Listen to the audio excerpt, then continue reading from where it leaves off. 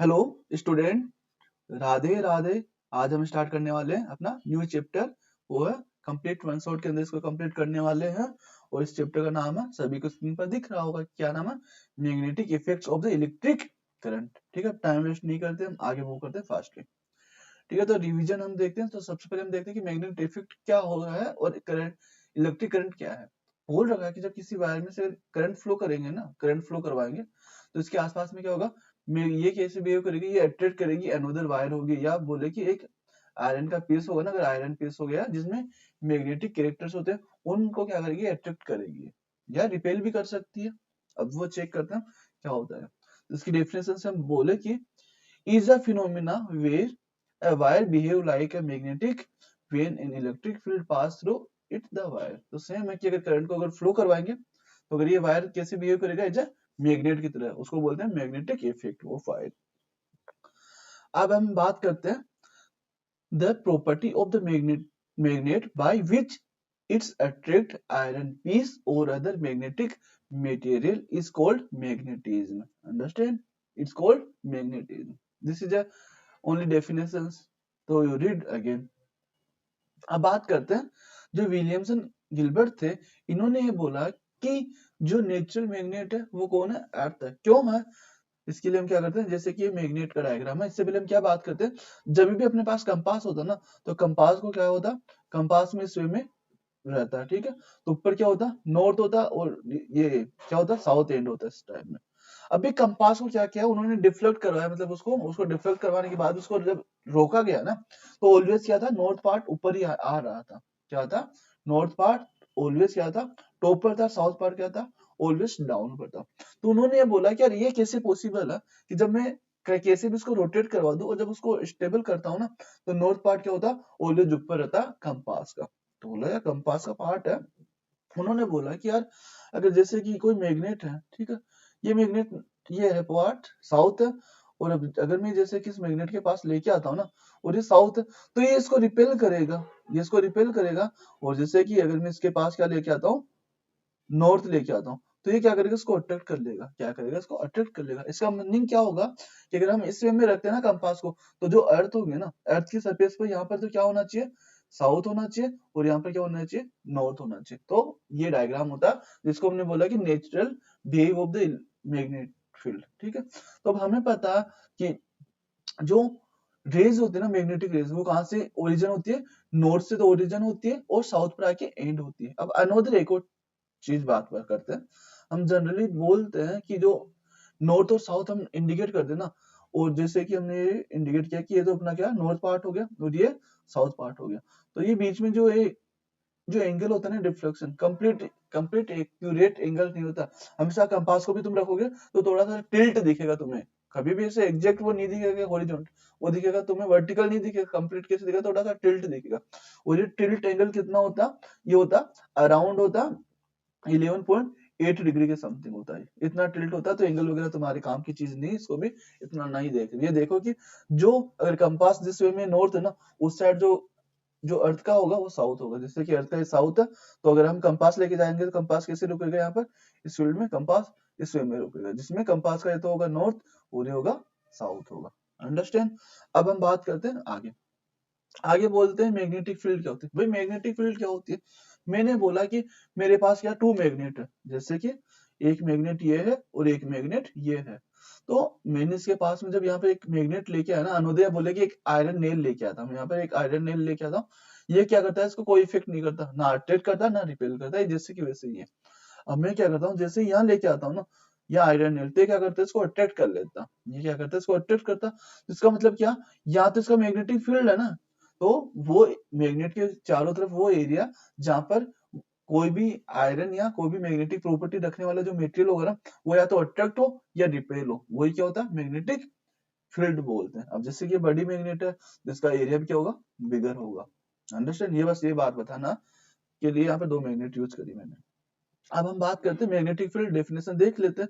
जो मैंने एक्सप्लेन किया वो ये कि मैग्नेट के चारों ओर वो एरिया जहां पर कोई भी मैग्नेटिक प्रॉपर्टी रखने वाला मटेरियल क्या करे, या तो रिपेल हो या अट्रैक्ट हो उस एरिया के अंदर, उसको बोलते हैं मैग्नेटिक फील्ड एरिया। अब बात करते हैं इसकी एसआई यूनिट क्या होती है? टेस्ला होती है। इसकी एसआई यूनिट क्या होती है? टेस्ला होती है। उसकी स्मॉलेस्ट यूनिट क्या होती है? गाउस से होती है। ठीक है, ये याद रखना। ये इतना इंपॉर्टेंट नहीं है, बट इंपॉर्टेंट ये वाला पार्ट है, और इससे भी ज्यादा इंपॉर्टेंट है कि ये क्या होती है? Vector quantity. अभी हमने जो लास्ट चैप्टर किया था इलेक्ट्रिक करंट, उसमें भी मैंने बताया था कि स्केलर और वेक्टर में क्या डिफरेंस होता है। इसमें क्या होता है? मैग्नीट्यूड भी होता है साथ में, जैसे कि मैंने बोलूं टेन है। अब टेन क्या, मैंने बोला कि नॉर्थ डायरेक्शन में टेन, तो इसमें क्या होगी? डायरेक्शन भी स्पेसिफिक होगी और वैल्यू भी होगी। स्केलर में ओनली मैग्नीट्यूड होगा, डायरेक्शन स्पेसिफिक नहीं होगी। हम लोग इसका डायरेक्शन कहाँ, ये दिख रही है ना डायरेक्शन जाती हुई, कि इस नॉर्थ से जाएगी और साउथ में जाएगी। ठीक है, तो ये क्या होती है? वेक्टर क्वांटिटी होती है।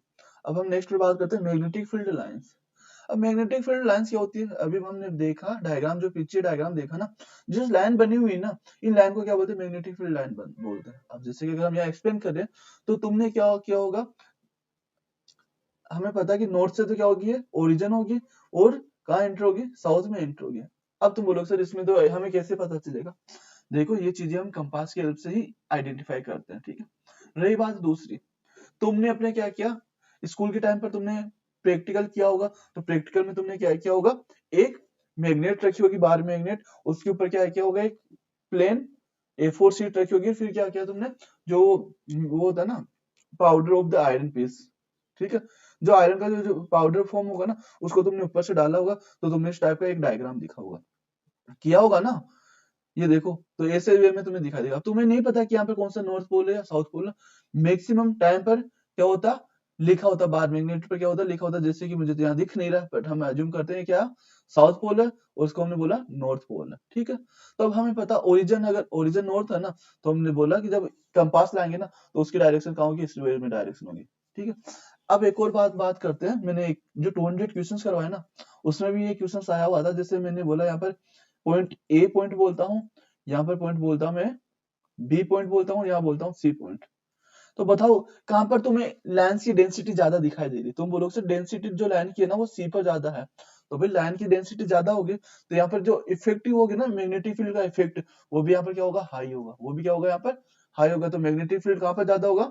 या एंड पर ज्यादा होगा। ठीक है, कंपेयर अदर्स के। ठीक है, अब बात करते हैं। मैंने बोला कि जो डायरेक्शन है ना मैग्नेटिक फील्ड लाइंस की, वो डायरेक्शन कहाँ है? तुम बोलोगे सर नॉर्थ से तो ओरिजिन होती है, साउथ में आके एंड होती है। तो कैसे याद रखोगे? तुम ये याद रखना कि अगर तुम मैप देखोगे ना इंडिया का, तो जब भी मैप देखोगे तो तुम्हें कुछ इस वे में दिखेगा। तो साउथ कहाँ पर? यहाँ पर है। नॉर्थ का ऊपर है। तो ये देखो ना कि सभी चीजें आके क्या होती है? पाँव में आके मिलती है। कि जब भी हम किसी को बोलते हैं ना, किसी का बर्डों का ग्रेटिट्यूड करते हैं, तो हम उनके पाँव छूते हैं। तो पाँव कहाँ? मतलब साउथ अपना। जैसे कि देखो, ये किसी को इसे डिस्क्रिमिनेशन करने के लिए नहीं बोल रहा हूँ कि साउथ में, जैसे एक कि अपने को याद रहे। तो अपना क्या, जैसे कि हम बड़ों को रिस्पेक्ट करने के लिए क्या करते हैं? पाँव छूते हैं ना। तो ये देखो कि अपना जो साउथ है वो नीचे है, साउथ नीचे है। तो ये क्या, अपने जैसे कि फीट हुए, तो इसको क्या करेंगे? अगर टच करेंगे तो मतलब यहाँ से तुम्हें एंटर करना है तुम्हें, तो एंटर कहाँ हो रहा है? साउथ पे। तो ये याद रखना कि साउथ में तो एंटर करेंगे, और ओरिजिन कहाँ से होगा? नॉर्थ से ओरिजिन होगा मैग्नेटिक फील्ड लाइंस का। अंडरस्टैंड? ये जस्ट याद करने का तरीका।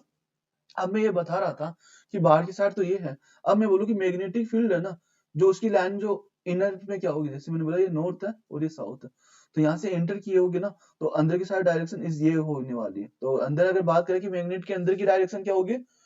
South to north. और बोले कि आउटर द मैग्नेट क्या होगी? North to south. और जब तक तुम्हें बोला नहीं ना इनर के लिए, तब तुम्हें क्या मानना? आउटर साइड ही मानना। अब हम नेक्स्ट बात करते हैं, जो कि इंपॉर्टेंट पॉइंट है, यहाँ से चांस होता है एक क्वेश्चन आने का। बोल रखा कि properties of the magnetic field. चलो देख के तुम बताओ।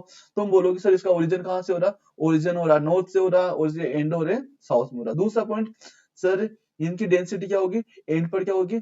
हाई होती है, और यहाँ पर क्या होती है? लेस होती है। डन।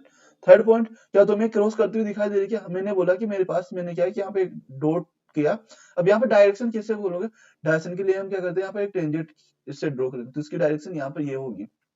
ऐसे में बोलूं कि इसकी डायरेक्शन में यहाँ पर, इसकी डायरेक्शन ये वाली होगी। तो हम बोलेंगे कि ये मैग्नेटिक लाइंस क्या होती है? कभी भी एक दूसरे को क्रॉस नहीं करती। क्यों नहीं करती? अगर मानते हैं कि ये एक मैग्नेटिक लाइंस अपनी ये है, तो इसके अकॉर्डिंग में डायरेक्शन देखो तो ये होगी, इसके अकॉर्डिंग डायरेक्शन ये होगी। तो मुझे बताओ, क्या एक पॉइंट पर क्या दो डायरेक्शन पॉसिबल है? क्या नहीं पॉसिबल है? तो ये क्या होती है? कभी भी क्रॉस नहीं कर पाती। तो इसके क्या, जो मैंने भी एक्सप्लेन किया वही पॉइंट है कि ये क्या होती है? क्लोज लूप होती है। कि क्लोज देखो ना, नॉर्थ से स्टार्ट हुई है और साउथ तक आई है, कंप्लीट लूप क्लोज है, कंटिन्यूस लूप भी बोलते हैं इसको। मैग्नेटिक फील्ड क्या होती है, क्राउड कहाँ होता है, पोल पर तो क्या होता है, इनका डेंसिटी हाई होती है और अदर साइड क्या होती है, वीक होती है। बोल रखा कि नेवर इंटरसेक्ट, ये क्या करते हैं, एक दूसरे को क्रॉस नहीं करती, जैसे कि ये मैंने बताया ना कि क्रॉस नहीं करती। और क्यों, the magnetic field has two direction at the same point, तो वो पॉसिबल नहीं होगा अगर ये क्रॉस करेगी तो। ठीक है, अब हम मूव करते हैं आगे। Magnetic field due to a current carrying conductor. तो अब हमें बताओ कि अगर करंट कैरिंग कंडक्टर होगा, तो जैसे कि हमारे पास ये पेन है, ठीक है, अब मैंने क्या किया, यहाँ से स्विच बैटरी लगाई, इसको स्विच मैंने ऑन किया, तो स्टार्टिंग में जब इसके पास में कोई कंपास लाऊंगा ना, जब मैं ऑन करूंगा ना, उस कंडीशन में क्या करेगा, डिफ्लेक्शन आएगा कंपास में। अब वो डिफ्लेक्शन आके रुक जाएगा, बट करंट तो अभी भी फ्लो कर रही है ना। ठीक है, मैंने देखा कि स्टार्टिंग में तो वो डिफ्लेक्ट किया, फिर मैंने क्या किया, जब मैंने उस स्विच को बंद करूंगा ना, तो वापस से क्या करेगा, कंपास में डिफ्लेक्शन आएगा। फिर मैंने चेक किया कि भाई जब हम एक तो स्विच ऑन कर रहे हैं तब डिफ्लेक्शन शो हो रहा, और एक स्विच बंद कर रहे हैं तब डिफ्लेक्शन शो हो रहा। जब इसमें कंटिन्यू करंट फ्लो होगी ना, तब भी डिफ्लेक्शन शो नहीं होगा। क्यों नहीं होगा, क्योंकि जो जो मैग्नेटिक फील्ड में जो डिफ्लेक्शन कब वो शो करेगा, जब वेरिएबल मैग्नेटिक फील्ड होगा, या सॉरी बोले, जब वेरिएबल करंट फ्लो होगी ना इसमें, तब उस कंडीशन में क्या होगा, डिफ्लेक्शन शो होगा। तो हम बोलते हैं कि ओनली करंट हो, उससे मैग्नेटिक फील्ड जनरेट नहीं होगा, वेरिएबल करंट की वजह से मैग्नेटिक फील्ड जनरेट होगा। तो इसकी डेफिनेशन से अगर हम बात करें तो इतना कुछ खास नहीं, भी हम बात करते हैं डायग्राम से। इन्होंने बोला कि जब हमने क्या किया कि बैटरी को हमने इस वे में पुट किया, यहाँ पे तो नेगेटिव वाली साइड क्या, पॉजिटिव पार्ट है, तो जो डिफ्लेक्शन था ना, जो कंपास में डिफ्लेक्शन था, वो क्या था, डिफरेंट साइड का था। ये क्या था, डिफ्लेक्शन डिफरेंट साइड का था। और ये स्टार्टिंग वाली कंडीशन ये, ठीक है, ये नहीं होगा कि ये कंप्लीट इसी वे में डिफ्लेक्ट करता रहेगा। तो या तो बंद करोगे तब डिफ्लेक्शन होगा, या ऑन करोगे तब डिफ्लेक्शन होगा। जब भी वेरिएबल करंट फ्लो होगी ना, तभी डिफ्लेक्शन होगा, अदरवाइज नहीं होगा। कंटिन्यूस करंट में डिफ्लेक्शन नहीं होता। अब बात करा, जब इन्होंने इस साइड पॉजिटिव एंड रखा, इस साइड नेगेटिव एंड रखा, तो क्या हुआ कि कंपास की डायरेक्शन चेंज हो गई। भाई ये क्या देख लिया, बोलो ना कि अरे प्रभु क्या दिखा दिया है तुमने। तो भाई ये है, इसका मतलब हम क्या बोल सकते हैं कि करंट की डायरेक्शन से क्या हो रहा, मैग्नेटिक जो डिफ्लेक्शन हो रहा है, मैग्नेटिक फील्ड उसकी डायरेक्शन भी चेंज हो रही है। हम ये बोल सकते हैं कि करंट की डायरेक्शन पर डिपेंड कर रही है मैग्नेटिक फील्ड की डायरेक्शन। ठीक है, अब इस प्रोसेस को हम ये भी बोल सकते हैं, जब यहाँ पर हम बैटरी नॉर्मल बैटरी ना लगा के हम डायरेक्ट क्या करते हैं, इसको वायर से कंडक्ट करवा दे, एक काफी कम रेजिस्टेंस वाले को, और एक अगर हाई मैग्नेट इसके पास लाएंगे ना, भाई हमने बोला कि इलेक्ट्रिक करंट से क्या हो रहा, मैग्नेट प्रोड्यूस हो रहा, मैग्नेटिक फील्ड। तो मैग्नेटिक फील्ड से करंट भी तो फ्लो करवा सकते हैं, बिल्कुल करवा सकते हैं। ठीक है, तो ये मत बोलना, ये मत सोचना कि यार मैग्नेटिक फील्ड से करंट फ्लो करवाएंगे कि नहीं, हो सकता है काफी। वो है ना कि अगर मैग्नेटिक फील्ड अगर हाई होगा तो हाई करंट आएगी, और लो होगा तो लो होगी। अब बात करते हैं कि जब डायरेक्शन चेंज करी तो क्या हुआ, डिफरेंट डायरेक्शन में। अब बोल रखा कि current through the straight conductor, मैंने बोला कि जो एक सीधा वायर होगा ना, उसमें क्या होगा। तो हमने क्या किया, यहाँ पर एक A4 शीट ली है, और उस पर हमने क्या किया, उसके आसपास भी क्या है, हमने आयरन फिलिंग हमने जब पुट करी ना, तो हमें दिखा कि लाइंस देखिए क्या बना, ये लाइंस इस वे में बने। इसका ओरिजिनल डायग्राम हम ये देख सकते हैं, क्योंकि हम उसमें डायरेक्शन इंडिकेट नहीं कर सकते। क्यों नहीं कर सकते, उसके लिए हमें पता है कि हमें इस बार में सर्किल्स देखेंगे। अब क्यों नहीं दिखा सकते लाइंस, क्योंकि उसके लिए हमें कंपास का होना नीड होगी। दूसरी बात, इसके लिए जो एक रूल से आइडेंटिफाई करते हैं डायरेक्शन, वो थोड़ी देर में नेक्स्ट स्लाइड में हम कवर करने वाले हैं।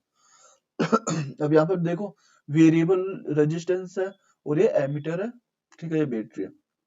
अब बात करते हैं, तो मैं ये बताओ, जैसे जैसे मैं अगर इस वायर से क्या करूंगा, मैं दूर जाऊंगा ना, वायर से एक डिस्टेंस पर मैं इस साइड मूव करता हूँ, तो मैं देख रहा हूँ कि जो जो सर्किल्स है ना, वो क्या हो रहे हैं, डाइल्यूट कंडीशंस में हो रहा है, मतलब इनकी डेंसिटी क्या होने वाली, कम होने वाली।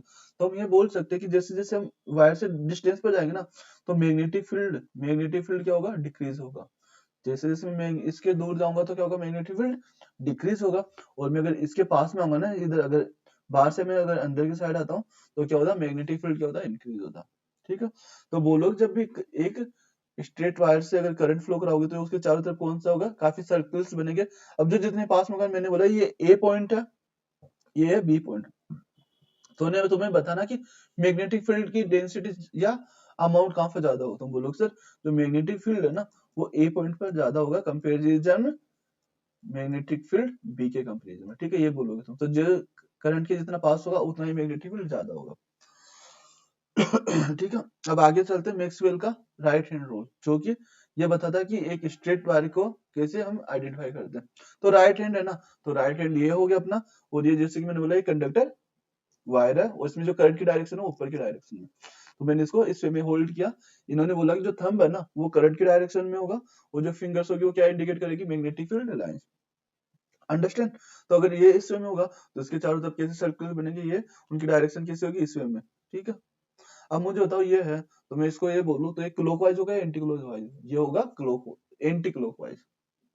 इसको हम डायग्राम से देखते हैं। जैसे कि मैंने बोला ये ऊपर वाला, ठीक है, ऊपर क्या करंट की डायरेक्शन है और ये अपना थंब हो गया, ये अपनी फिंगर्स हो गए। ठीक है, तो ये जो ये सर्किल है ये डायरेक्शन है, तो ये कौन सी बनी है, एंटी क्लॉकवाइज।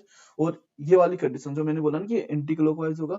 अब इसी को अगर मैं डाउन करूं तो मुझे बताओ इसमें करंट की डायरेक्शन डाउन साइड हो गई और जो मैग्नेटिक फील्ड की लाइंस होगी वो इस साइड होगी, मतलब क्लॉकवाइज आएगी। और क्लॉकवाइज या एंटी क्लॉकवाइज कैसे देखते हैं, जो अपने क्लॉक होती है ना तो उसकी निडल से मूव करते हैं ना, टिक टिक टिक टिक टिक टिक, उसको बोलते हैं क्लॉकवाइज। ठीक है, तो ये हो गई क्लॉकवाइज और ये हो गई एंटी क्लॉकवाइज। अब क्वेश्चंस यही खत्म नहीं होता, ये तो हमें ओनली एनसीईआरटी में गिवन होती है, बट अगर क्वेश्चन टफ बनाना हो ना तो क्वेश्चन ये भी आ सकता कि इसमें हमें डायरेक्शन बतानी है कि क्या होगा, और मैंने बोला कि ये डायरेक्शन है कि क्लॉकवाइज बनेगा या एंटी क्लॉकवाइज, ये डायरेक्शन है इलेक्ट्रॉन्स की। तो बताओ तुम्हें क्या होगी इसमें, क्लॉकवाइज होगी एंटी क्लॉकवाइज? तुम बोलोगे सर मैं बताऊं, जल्दी रहते ना तुम्हें तो, क्योंकि सीलिंग मिस्टेक तो तुम्हें बोर्ड में करके आनी है, तो क्या करोगे तुम बोलोगे सर ये देखो ऊपर जा रही है और इसमें जो लाइंस बनेगी वो कौन सी बनेगी, एंटी क्लॉकवाइज। तुम बोलोगे वाह मैंने तो साइड वाले को भी चीटिंग करवाई है, इसमें तो एंटी क्लॉकवाइज बनेगी। तो यही तो तुम्हारी गलती है ना, ये क्या है, इलेक्ट्रॉन्स है, और मैंने साफ बोला, मैंने तो इलेक्ट्रॉन्स का नाम ही नहीं लिया, मैंने तो बोला करंट की डायरेक्शन को इंडिकेट करता था। तो भाई अगर मैं इसको कंप्लीट लिखूं तो मैं बोलूंगा कि करंट की डायरेक्शन तो क्या होगी, ये होगी, करंट की डायरेक्शन तो ये होगी ना, दोनों मीनिंग एक ही हुई ना, तो इसके लिए हमें पता क्या होगी डायरेक्शन, क्लॉकवाइज हुई ना। अरे सिंपल ये हुई ना डायरेक्शन, तो क्लॉकवाइज हुई। तो सर ये बोलो कि इलेक्ट्रॉन्स और करंट क्या मतलब है। अरे बेटा जब हम ये देखते हैं ना कि एक वायर है ये, इसमें अगर करंट की डायरेक्शन ये है, ये इलेक्ट्रॉन्स की डायरेक्शन है, तो इसमें करंट की डायरेक्शन किस साइड होगी, इस साइड होगी, आई की डायरेक्शन। करंट की डायरेक्शन अपोजिट होती है इलेक्ट्रॉन्स की डायरेक्शन। अब मैं बोलूं सर फिर इसमें अगर मैं बोलूं कि अगर पॉजिटिव आयन दे तो कैसे आइडेंटिफाई करेंगे, मैं बोलूं कि करंट इलेक्ट्रॉन की डायरेक्शन है तो पॉजिट्रॉन की डायरेक्शन इसकी अपोजिट होगी। तो अगर मैं बोलूं कि अगर पॉजिटिव चार्ज होगा तो उसकी डायरेक्शन इस वे में होगी। तो पॉजिटिव और करंट के लिए तो सेम है, बट इलेक्ट्रॉन्स के लिए थोड़ा सा तुम्हें समझना पड़ेगा। एक बार अपनी सांस रोक के लंबी सांस लेके सोचो कि करंट और इलेक्ट्रॉन में क्या क्या डिफरेंस होता है। ठीक है, मूव करते हैं। Magnetic field due to the current through a circular loop, same है। पहले क्या था, ये क्या जैसे कि ये करंट की डायरेक्शन है, तो इसमें क्या होगा, लूप्स में ऐसे होल्ड करूंगा तो कैसी लूप बनेगी, इसके चारों तरफ लूप बनेगी। ठीक है, ये लूप बनेगी, उसकी करंट ये डायरेक्शन होगी, इसमें ये मैग्नेटिक फील्ड की डायरेक्शन क्या होगी, कौन सी होगी, एंटी क्लॉकवाइज होगी, एंटी क्लॉकवाइज। ठीक है, अब मैं अगर इसी पेन को अगर मैं कंप्लीट एक लूप फॉर्म में कर दूं ना, वो चीजें तो सेम है ना, अभी भी वही है कि जैसे कि अगर ये लूप फॉर्म है तो इसकी भी तो डायरेक्शन बस थोड़ा सा वायर चेंज हुआ, बट इसकी क्या होगा, चारों तरफ सर्किल्स की क्या होगी, मैग्नेटिक फील्ड लाइंस होगी। ये देखो इसके डेफिनेशन इतना वो इंपोर्टेंट नहीं है, तुम रीड कर लेना स्टॉप करके, मैं डायग्राम पर आता हूँ। जैसे कि ये अपना स्टेट वायर है, ठीक है, ये अपना स्टार्टिंग में मैंने बोला कि ये अपना स्टेट वायर था यहाँ पर। अब इसमें करंट की डायरेक्शन क्या है, करंट की डायरेक्शन ये है, तो अब इसके चारों तरफ मैग्नेटिक फील्ड कैसे बनेगी, इस वे में मैग्नेटिक फील्ड बनने वाली है। ठीक है, ये फील्ड है, उसकी मैग्नेटिक फील्ड की क्या होगी, ये वाली है। तो कौन सी क्लॉकवाइज एंटी क्लॉकवाइज, ये है एंटी क्लॉकवाइज, ये। ठीक है, अब मैं अगर इसी को फोल्ड करूं, देखो ये फोल्ड किया मैंने तो यही चलता रहेगा, और यहाँ आने के बाद भी देखो अभी भी सेम है, इसको भी मैंने यहाँ पर इस वाले पॉइंट पर भी मैंने देखो सेम है, तो जो यहाँ पर डायरेक्शन थी ना वही डायरेक्शन यहाँ चलेगी, क्योंकि अब यहाँ पे थोड़ा सा लूप चेंज हो गया ना, तो लूप तो वही ना, वायर कंडक्टर तो वही है, बट हल्का सा इसमें क्या हो गया, कर्व होने के कारण क्या हो गया, चेंज होने लगेगा।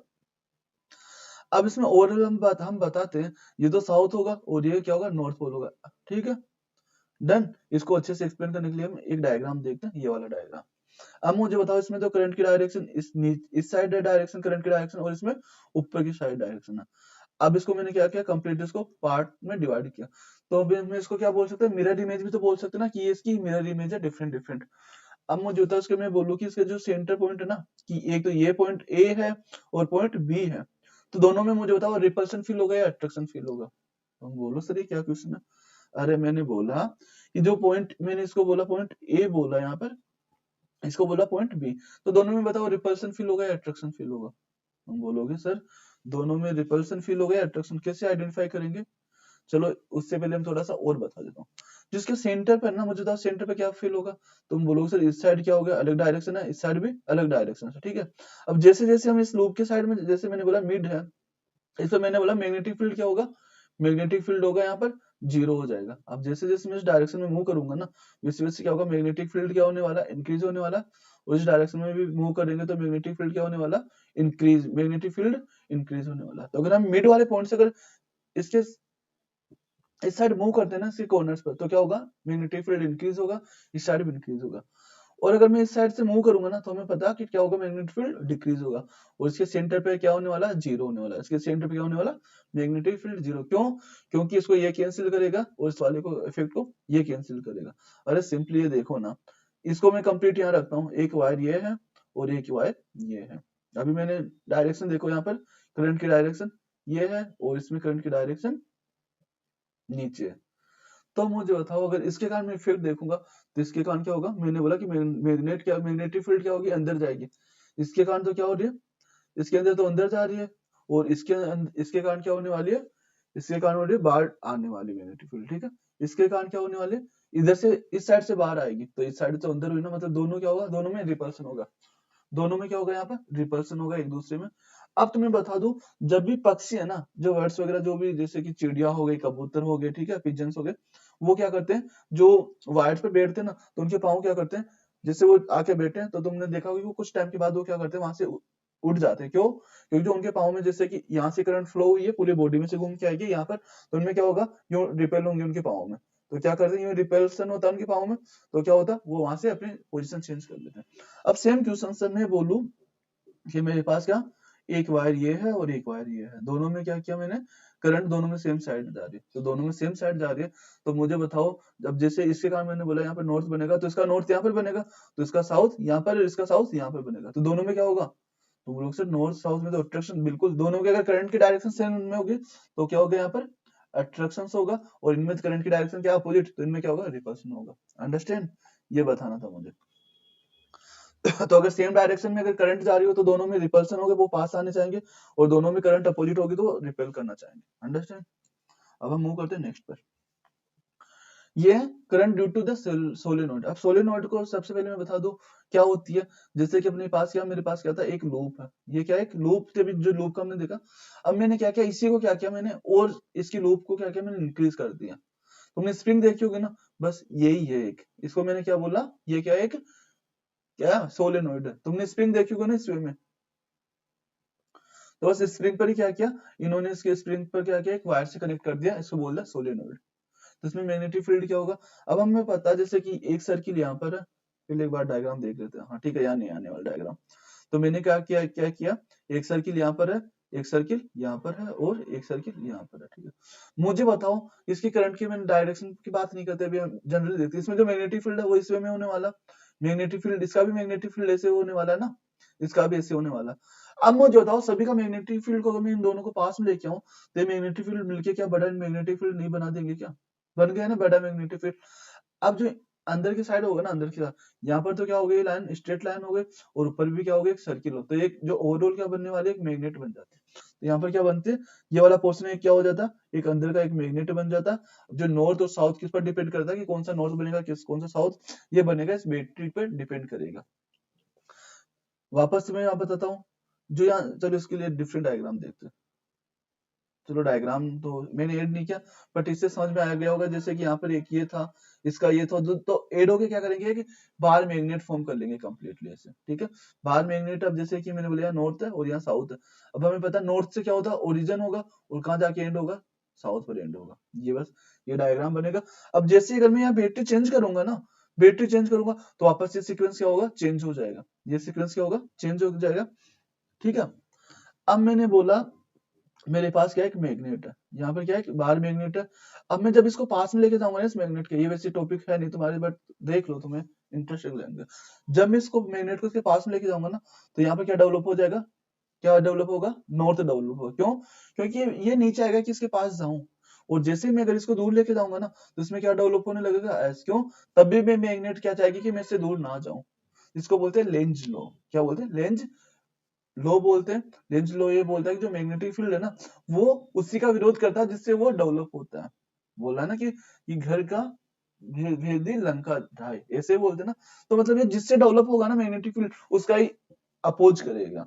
जैसे मैंने बोला अगर पास में लेके जाऊंगा ना तो नॉर्थ है तो नॉर्थ डेवलप करने से क्या होगा, इसमें रिपल्सन होगा, तो ये पास में जाना क्या करेगा, इसको रजिस्ट करेगा। और जिसमें इसको दूर लेके जाऊंगा यहाँ पर साउथ जनरेट होगा तो नॉर्थ साउथ में अट्रैक्शन होगा, तो ये दूर जाने को भी रजिस्ट करेगा।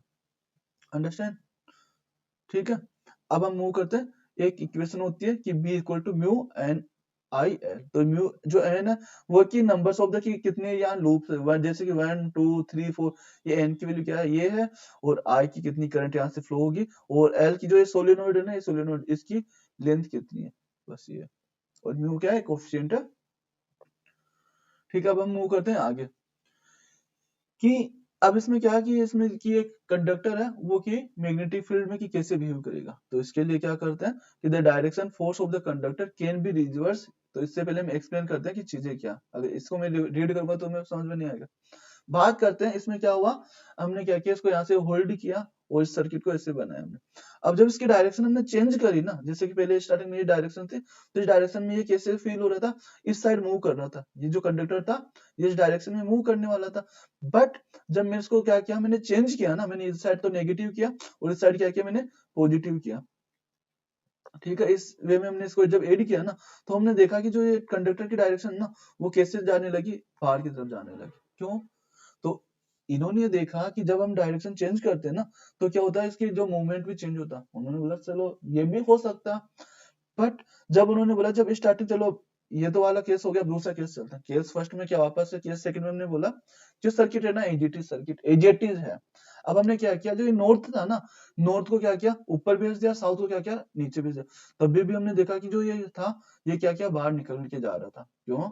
जब हमने मैग्नेटिक पोल चेंज करे ना, तब भी जिस पर फोर्स डेवलप हो रहा था वो चेंज की, उसकी डायरेक्शन क्या हो रही थी, चेंज हो रही थी।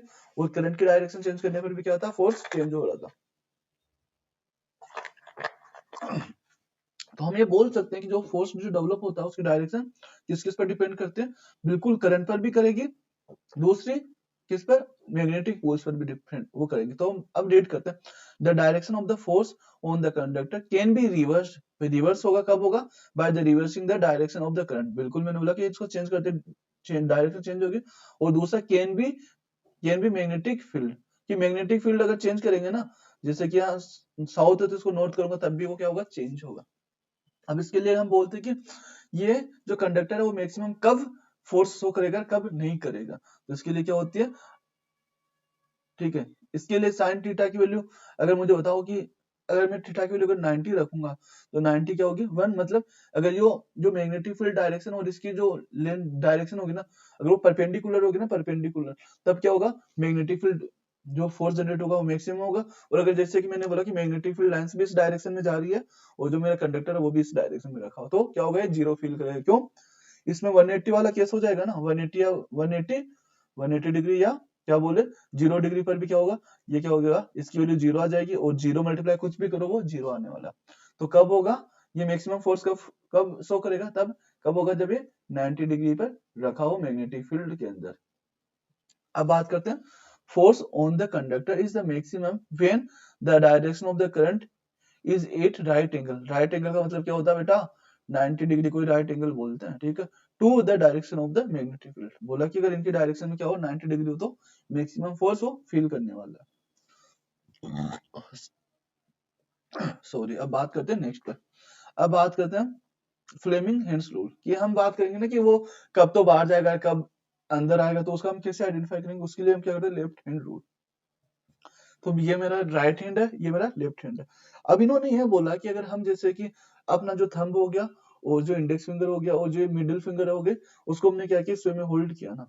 अब होल्ड किया तो इन्होंने बोला कि जो अपने अगर इसको वन एक दूसरे के परपेंडिकुलर फोल्ड करेंगे तो अपना क्या होगा, डायग्राम ऐसा बनेगा। और जो ये अपना थंब है ना, थंब क्या सबसे स्ट्रॉन्ग है, तो ये किसको इंडिकेट करेगा, फोर्स को इंडिकेट करेगा। किसके करेगा, फोर्स को। या बोले कि मोशन, अरे जिस साइड जैसे फोर्स लगेगा उस साइड में तो मोशन होगी ना, तो ये क्या करेगा, फोर्स या मोशन को इंडिकेट करेगा। और जो मिडल फिंगर है ना, ये करेगी करंट की डायरेक्शन को, और ये करेगा मैग्नेटिक फील्ड की। ठीक है। तो बस यही रूल और कुछ नहीं, थ्योरी वोरी में कुछ नहीं रखा। अब कैसे याद रखना भाई, अगर हमें जैसे कि हाथ रखकर खड़ा हो ना, तो सबसे ज्यादा फोर्स किस पर आने वाला, तुम बोलोगे सर थंब पर, सबसे ज्यादा मजबूत तो थंब है ना, बिल्कुल। तो सबसे ज्यादा फोर्स कहाँ आने वाला, थंब पर आने वाला। और सबसे बड़ी ये क्या, अपना चैप्टर क्या, करंट है ना, तो करंट कहाँ, सबसे बड़ी अंगुली है, तो इस पर करंट आने वाला है, इस पर मैग्नेटिक फील्ड आने वाला। अंडरस्टैंड। फोर्स कहाँ आने वाला, फोर्स और मोशन एक ही बात है। ये फोर्स और मोशन कहाँ जाने वाली, थंब पर, और जो मिडिल फिंगर है उस पर क्या जाने वाली, करंट, और जो इंडेक्स फिंगर है उसको क्या, इस पर क्या जाने वाली है, मैग्नेटिक फील्ड। अनदर डायग्राम देख सकते हैं अच्छे से करने के लिए। जो फोर्स है, फोर्स जो सबसे अपना जो मजबूत पार्ट है ना हैंड में, वो क्या है, थंब है, और इस पर क्या होने वाली, करंट है। ये याद रखो कि सबसे, ये तुम्हें याद रह जाएगा कि ये तो करंट दिखाएगी और ये मैग्नेटिक फील्ड। इन दोनों में कंफ्यूज हो गए तो सबसे इजी तरीका भाई, तीन में से अगर एक भी तुम्हें याद आता है ना, तो दो तो तुम्हें पता है सब ना। तो सबसे स्ट्रॉन्ग पार्ट कौन सा, अपना थंब है, और थंब पर क्या होगा, फोर्स दिखेगा अपने को, और जहां फोर्स होगा उधर ही मोशन दिखेगा। अब इसके जो डेफिनेशन है वो तुम वीडियो पॉज करके इजीली रीड कर सकते हो, जो मैंने बताया वो इनके डेफिनेशन है। ठीक है, ये स्क्रीनशॉट भी ले सकते हो तुम। अब हम मूव करते हैं डोमेस्टिक इलेक्ट्रिक सर्किट, जो इस चैप्टर का मैं बोलता हूँ कि पहले के टाइम पर वो क्वेश्चंस आया करते थे। आज जो इंपॉर्टेंट टॉपिक है ना, 70% इस चैप्टर का यही टॉपिक इंपॉर्टेंट है, यहाँ से क्वेश्चंस आते हैं, इतना इंपॉर्टेंट है पार्ट। देखो हर चीज का क्या होता है, क्रेज चेंज होता है।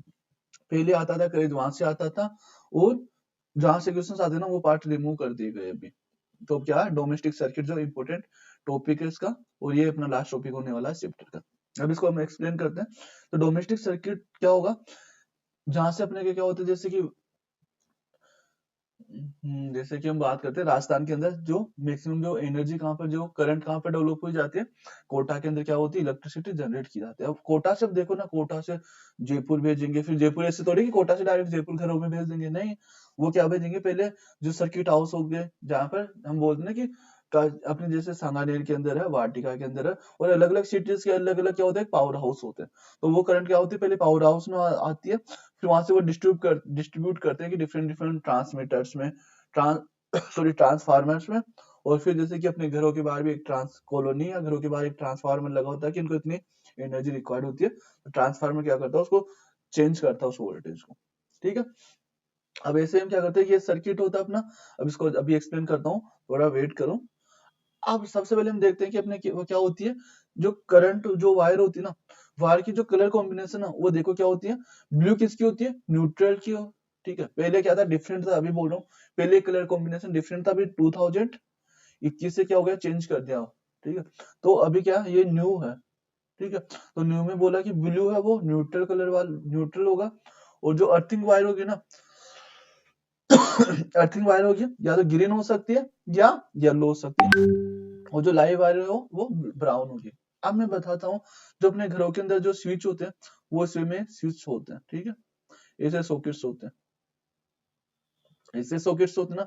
अब जो बर्थडे वाला होता है ना, सबसे, अगर प्लग भी देखोगे ना तुम, तो जो बर्थडे वाला प्लग होगा वो क्या होगा, सबसे बड़ा ऊपर वाला होगा ना।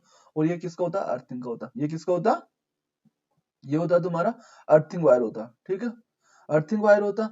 अब इन दोनों में से ना, एक तो क्या होगा, लाइव वायर होगा, और एक क्या होगा, न्यूट्रल वायर होगा। अब न्यूट्रल में तो क्या होगा, न्यूट्रल होगा, इसमें क्या होगा, पोटेंशियल, इसमें भी, इसमें कोई चार्ज नहीं होगा इसमें।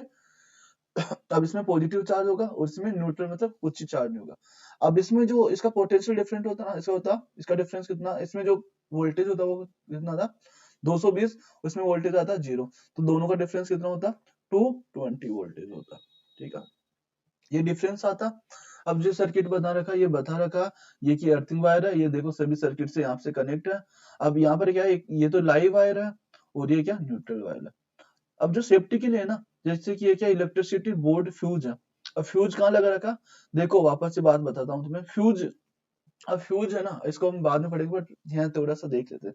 जो इलेक्ट्रिक फ्यूज है ना, जनरली जो डायग्राम में दिखेगा तुम्हें, तो ये क्या बोलेगा, वो लाइव वायर में क्या होता है, फ्यूज पुट करते हैं, नहीं। बट जो अपने घरों में क्या होता है कि फ्यूज क्या होता है, दोनों के लिए यूज किया जाता है। क्यों यूज किया जाता, क्योंकि कई बार क्या होती है, देखो लाइट फिटिंग कंप्लीटली सेम होती है, तो कई बार क्या होता है कि जैसे कि वो हीट के कारण, जैसे कि हीटिंग इफेक्ट है ना अपने इससे पहले वाले चैप्टर में, तो उसमें क्या होता है, जो भी उसके जो कवर होता है ना, जैसे रबर का हो गया, प्लास्टिक का, वो क्या होगा, मेल्ट होगा। जैसे दोनों वायर अगर एक जगह हुए ना, तो वो करंट, ये थोड़ी हमें थोड़ी पता है कि जो लाइफ से जो करंट जा रही है वो उसमें न्यूट्रल में भी तो जब फ्लो कर सकती है ना, करंट को थोड़ी पता कि हमें इसमें से ही जाना है, इस कलर वाले वायर में से जाना, नहीं पता ना।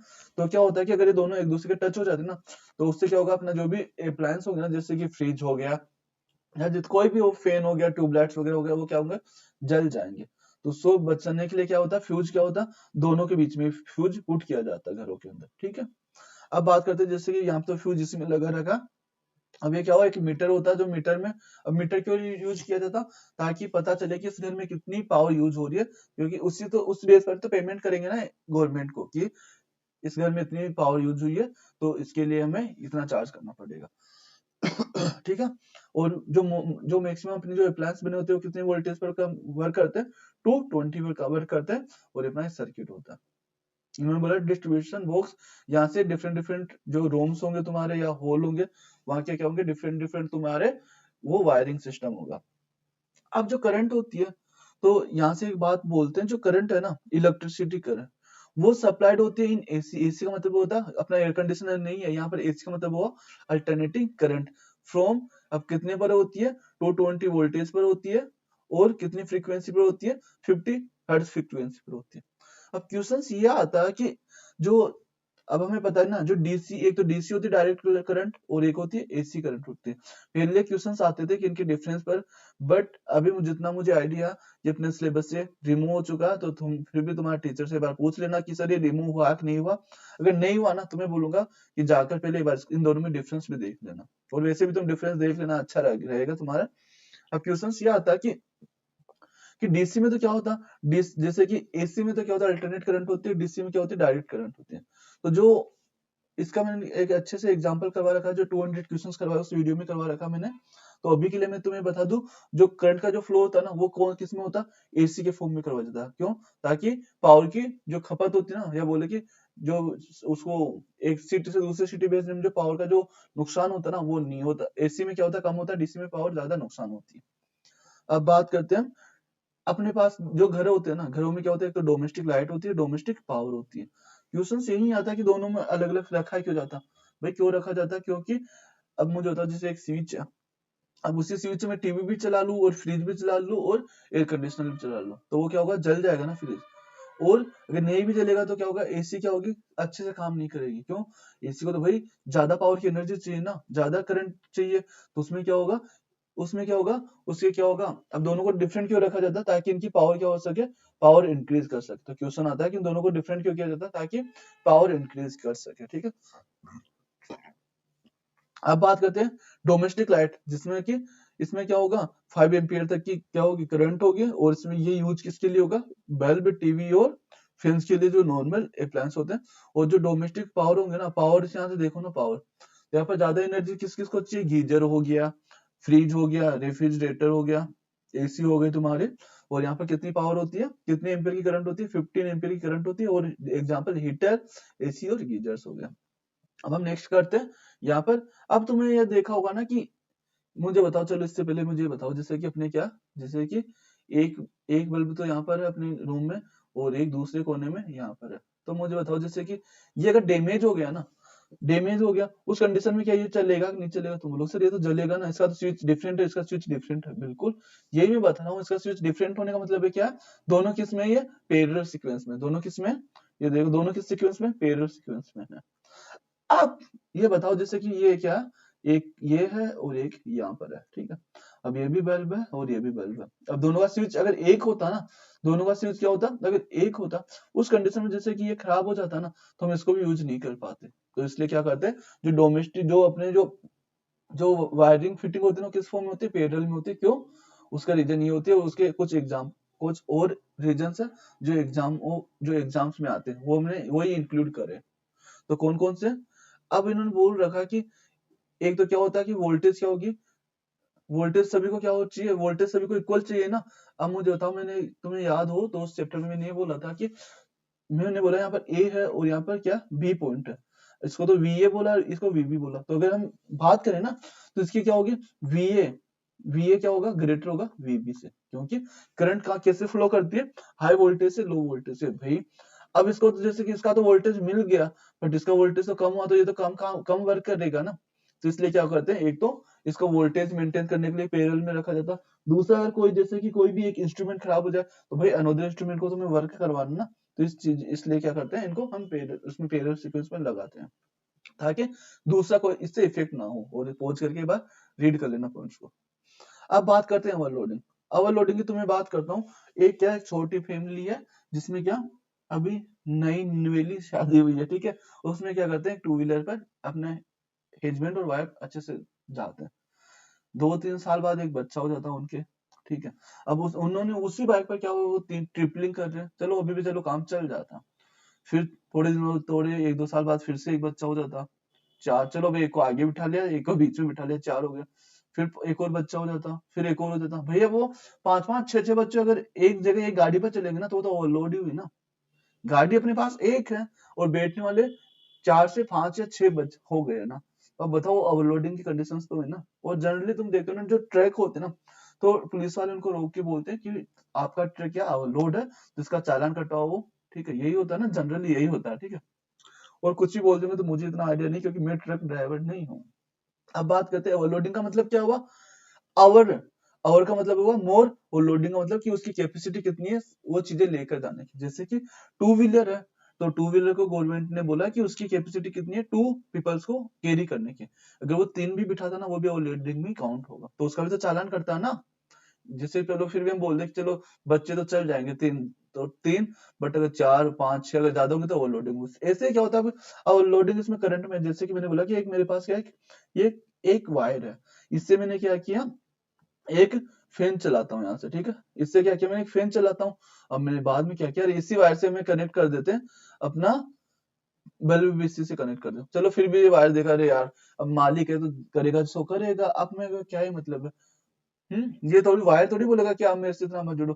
अब वो भाई तुमने बोला कि अरे यार अपने तो रूम में एक ही सॉकेट है, तो भाई उसका भी फोन चार्ज होगा, टीवी भी चलना चाहिए, और ऊपर से वाईफाई से मुझे म्यूजिक भी चलाना।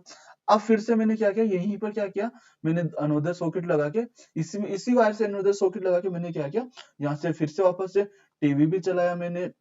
इसके अलावा चलो फ्रिज भी चला देते हैं, तो यहाँ पर एसी या एयर कंडीशनर भी मैंने चला दी। अब मुझे बताओ, क्या ये इसकी कैपेसिटी थी क्या इस वायर की इतना लोड लेने की? नहीं है।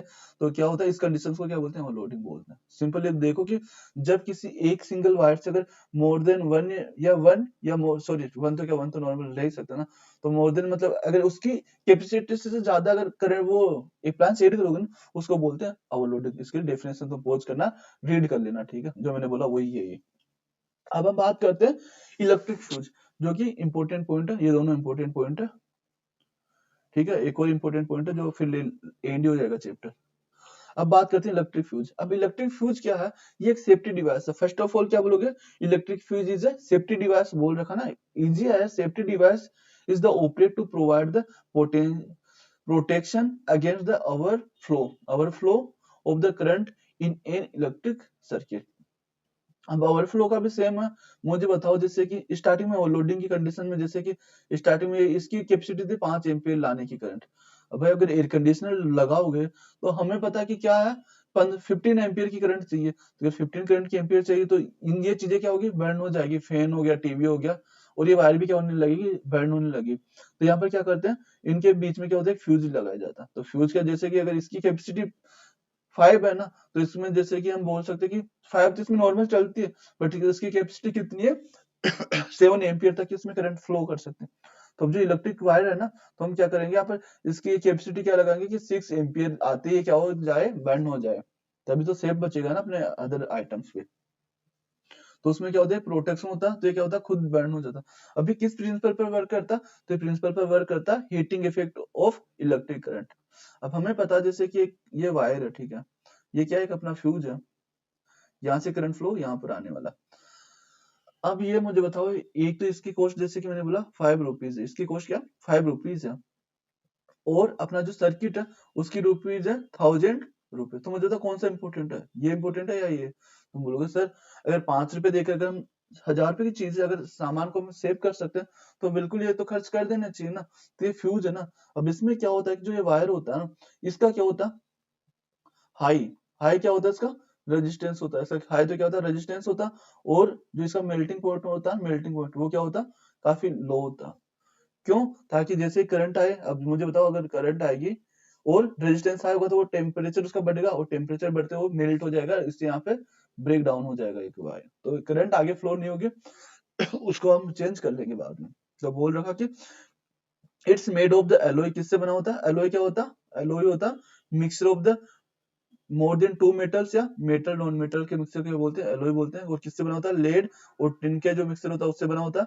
इसका लो मेल्टिंग पॉइंट होता है और हाई रेजिस्टेंस होता है। ये क्वेश्चन याद रख लेना यहाँ पे टर्म, ठीक है।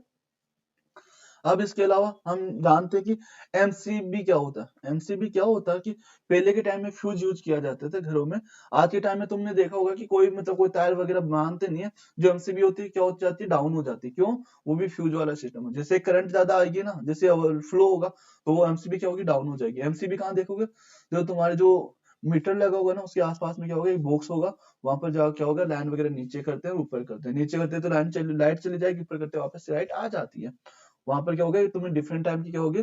वो डिफरेंट डिफरेंट रूम्स क्या होगी? एमसीबी मिलेगी। तो जैसे ओवरफ्लो होगा तो एमसीबी क्या होगी? डाउन हो जाएगी। और जैसे वापस से इसको ऊपर करोगे, अब तुम बोलोगे सर ये डाउन ही क्यों होगी? फिर हम ऊपर, अब जैसे कि मैंने बोला कि एक ओवरफ्लो करंट होगी ना, तो उसको देख कर क्या हो जाएगी? इसमें सिस्टम ऐसा होता है, जो फ्यूज है ना, फ्यूज का ये क्या होता है? लेटेस्ट वर्जन होता है। ये क्या होता है? फ्यूज का लेटेस्ट वर्जन है एमसीबी। अब ये जैसे डाउन हो गई, अब जैसे हमने ऊपर किया वापस से डाउन हो गई, इसका मतलब क्या हुआ? कहीं ना कहीं कहीं ना कहीं टू वायर्स क्या हो रहे हैं? कनेक्ट हो रहे हैं इच अदर में। तो अगर जैसे कि हमें नॉर्मली देखने से हमें पता चलता है कि यहाँ कनेक्ट हो रहे हैं, तो हम उसको ठीक करेंगे। नहीं होगा तो फिर हम इलेक्ट्रिशियन को बुलाते हैं और फिर वो देख के पता था कि यहाँ पर ये प्रॉब्लम आ रही थी, और वापस से फिर वो एमसीबी को जब ऊपर करता है तो ठीक से वर्क करने लगती है वापस से। ठीक है। तो फ्यूज आजकल क्या होगा कि जैसे कि काफी फ्यूज आते हैं, तुमने क्या होगा? एक बोर्ड भी देखा होगा, जैसे मैंने बोला कि एक सॉकेट है, बट अब मुझे क्या करना है? इस सॉकेट में से काफी जैसे कि, तो यहाँ पर इसमें काफी सॉकेट्स होंगे, इसमें क्या होंगे? जैसे कि ये काफी सॉकेट्स होंगे और यहाँ पे एक स्विच होगा इसका। ठीक है, ये सॉकेट्स है। अब तुमने देखा होगा ना, जो जो अच्छे ये आते हैं ना, उसमें तुम्हारे को यहाँ पर एक रेड कलर से एक बॉक्स दिखेगा। यहाँ पर क्या होगा? एक फ्यूज लगता है यहाँ पर। इसकी इसकी कॉस्ट तो अराउंड मतलब 10 रुपीज के समथिंग होती है फ्यूज की कॉस्ट। बट ये देखो ना, जैसे तुमने यहाँ पर 4 चीजें, जैसे कि यहाँ पर इस पे तुमने एसी यूज करवा दिया, यहाँ पर रेफ्रिजरेटर यूज करवा दिया, यहाँ पर गीजर यूज करवा दिया। अरे अगर जैसे ओवरफ्लो होगा करंट का, तो क्या हो गया? फ्यूज पहले बर्न हो जाएगा। फ्यूज नहीं लगाओगे तो ये चीजें जल जाएगी डायरेक्ट। तो तुम चाहोगे ना कि इन चीजें खराब होने से अच्छा है कि मेरा ये 10 रुपए का फ्यूज खराब हो जाए। ठीक है। तो ये अच्छे बोर्ड में आता है, ऐसे नॉर्मल में बोर्डों में नहीं आता। तो फ्यूज के क्या होते हैं? काफी यूजेज होते हैं। अब नेक्स्ट होता है सेफ्टी पर्पज से होती है अर्थिंग। जैसे ये भी क्या होगा? एक सेफ्टी पर्पज होता है, अर्थिंग भी क्या होता है? सेफ्टी पर्पज होता है। तो अर्थिंग को कहाँ देखोगे तुम सबसे पहले? एक मिनट, इनको इरेज कर देता हूँ चीजों को।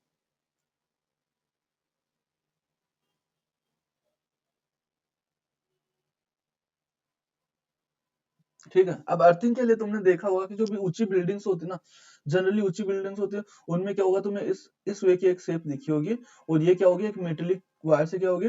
एक नीचे सबसे जाके एक अर्थिंग से जुड़ा होता। ये क्यों होता? एक तो जो ये तीखे पार्ट होता है ना, जैसे कि ये बोले कि यहाँ पर नुकीले रहते हैं, तो यहाँ पर क्या होगा? चार्ज मैक्सिमम होगा। तो जो बादल वादल आते हैं ना, बादल वगैरह, ठीक है, तो उनको ये रिपेल करते हैं, क्योंकि अभी हाई चार्ज होगा और बादल पर भी नेगेटिव चार्ज रहता है, तो उसको रिपेल करता है। और दूसरी चीज, अगर कभी जैसे कि बादल फट करके गिर भी जाए ना पार्ट पर, तो ये क्या करेगा? कंप्लीट चार्ज को ये क्या करेगा? अर्थ में ट्रांसफर कर देगा। ठीक है। ये भी अर्थिंग होती है। दूसरी अर्थिंग जो मैंने बोला ना कि अपने सॉकेट्स कैसे होते हैं, इस वे में सॉकेट्स होते हैं। ठीक है, ये सॉकेट होता है। वो जो, अब तुम बोलोगे सर ये तो हर हमेशा तो हम यूज नहीं करते ना, हम फैन चलाते हैं, टीवी चलाते हैं, बल्ब जलाते हैं, उसमें तो हमारे सिर्फ ओनली 2 ही पिन होती है ना, उसमें तो 2 ही पिन होती है ना, तो उसमें तो हम ये यूज ही नहीं करते। तो उनके लिए हमें ये यूज करने की नीड भी नहीं है। ये कब यूज है? जो हम हाई पावर की चीजें यूज करते हैं, जैसे कि एयर कंडीशनर, एसी हो गई, रेफ्रिजरेटर हो गया। क्यों? क्योंकि उसमें अगर जैसे कि कहीं पर क्या, कई बार क्या होता है, जैसे कि करंट उसमें पहले ही होगी ना, तो पहले क्या होता है? तुमने देखा होगा कि ये वाला पार्ट क्या होता है? पहले टच होता है सॉकेट में भी जाके। तो जैसे ये पहले टच होगा, तो उसमें क्या होगा? जो भी करंट होगी वो ग्राउंड में चली जाएगी जाकर, और क्या होगी? एक तो हम भी सेफ बचेंगे, अपने अप्लायंस भी सेफ बचेंगे, और ये बाद में कनेक्ट होते हैं। तो ये होता है अर्थिंग का सीन होता है। ये वाला अर्थिंग हो गया। और ये क्या होता है? ये मतलब मैंने बोला कि जो लाइटिंग होती है उससे भी सेफ्टी करता है, और दूसरी चीजें अपनी जो अप्लायंस वगैरह होते हैं उनको भी मेंटेन करके रखता है। तो अर्थिंग है, connect the metallic body of electric appliance to the earth by the conducting wire, ठीक है, ये इसकी डेफिनेशन होती है। पर डेफिनेशन नहीं पूछी जाती है, एग्जाम में पूछा जाता है कि व्हाट इज अ मीनिंग, या सिंपली बोलते हैं कि क्या यूज होता है अर्थिंग का, कि हम करते क्यों है अर्थिंग। तो अर्थिंग के यूज क्या होते हैं, तो सबसे पहले ये इंपॉर्टेंट पॉइंट है इसका, ये दोनों। तो मैंने बोला कि जो ये क्वेश्चंस आने के चांस है, एक तो यहाँ से चांस है, यहाँ, क्योंकि ये तो इजीली सभी को आता है, तो ये वाले दोनों देख लेना। और ये कि क्या होते हैं, maintain the metallic body at zero potential, zero potential पर। और सेकंड है use gets protect from the electric shock, ठीक है।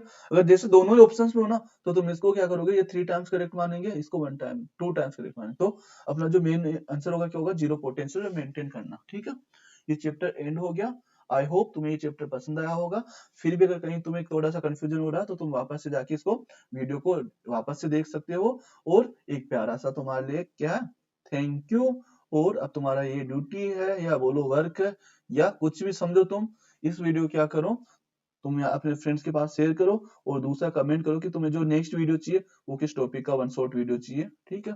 Okay, bye bye, take care, best of luck for your exams.